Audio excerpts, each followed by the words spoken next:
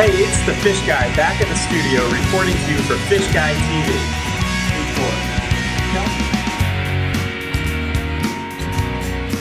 So tell me, what do I do to take care of it? Where do I start?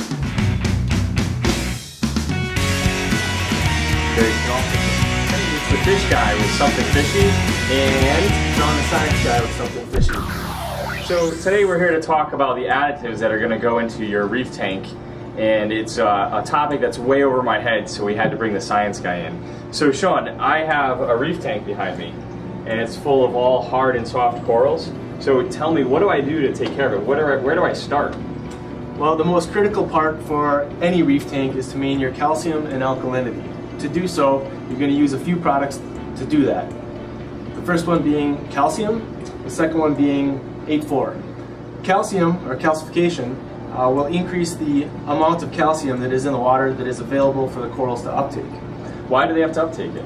Corals, hard corals especially, grow by taking calcium and carbonate out of the water, combining it together to form calcium carbonate of their coral skeletal structure. To do so, you add calcium and 8,4 to bring those two components into the water to allow corals to do so. So you're saying that 8,4 raises the carbonate in the water and calcium raises the calcium? So if I hear you right, that means we have calcium and carbonate in the water by adding those two products? Is that what you said? Correct. Oh, I'm getting it. Okay. This is great. Now some people may run into an issue where their alkalinity or their carbonate level may be alright and their calcium level is alright, but they still need to bolster their pH because pH is a big component of this as well. If that's the case, you would use a product called Balance. That's going to increase some calcium, but also increase your pH without touching your alkalinity. Okay, so let me get this straight. Under normal circumstances, I need calcium and carbonates which are maintained by alkalinity within the system. But sometimes there can also be a pH fluctuation different from my alkalinity, because I always thought alkalinity and pH are tied together. But what you're saying is sometimes they can vary. Correct. So you could have the correct alkalinity but not enough pH, and if that happens, you need to add. You would add the Balance. buffer. Yep. Awesome. Which is the hydroxide blend.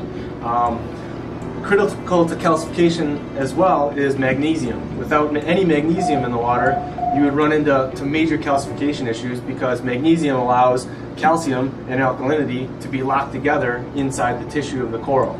If you have a magnesium depletion, the product called Ions, which has magnesium and a couple other trace elements and minerals, will bolster your magnesium levels and thus allow calcification to occur much more rapidly. So one more thing then. So what you're saying is if there's no magnesium in the tank, none of this may work. Correct. So your magnesium's got to be right as well. That's correct. The corals don't have magnesium in them. No, they do not. So it's just a function to make everything work. Correct. Ah, I got it. All right. One thing that is depleted on a very small amount is iodine, and that's where the product Vibrance comes into play.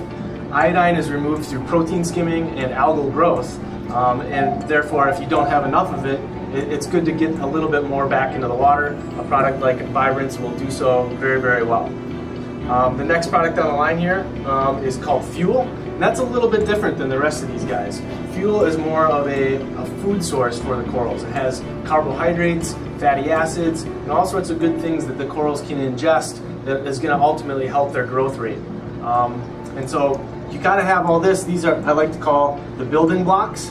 And then the fuel is what really drives the growth, along with any of the other foods that you're feeding your corals. So that's kind of like the nutrition, like your meat and potatoes and the vegetables, I should say, right? It's kind of like the vitamins that you would put on your meat and potatoes. Oh, for the muscles, right? Correct. Got it. And then this last product here, this is called Alpha. Somebody who's doing a reef tank such as this typically is using a purified water source. Therefore, you wouldn't really need to use this. If you're using city water, which we don't really recommend, this is essentially a dechlorinator, which takes out the chlorines and the heavy metals of your city water and enables the water to be good for your reef and fish additives. It's not something that we use in service. It's not something that we recommend because we really prefer using reverse osmosis deionized water. But in a bind, this will work to take out the chlorine and heavy metals for your fish tank. So in wrapping up, this line by Seachem is a great line. It's our primary line that we use in service, and it should cover all of your needs in terms of all the chemistry issues in the reef tank. That's pretty cool. Now I understand what you've been talking about for the last 15 years.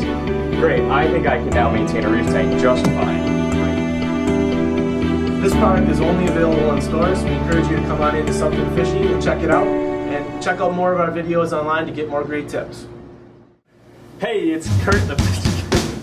No, we're right. Okay. Hey, it's the Fish Guy from Something Fishy, bringing you the latest news from Fish Guy TV. Today we're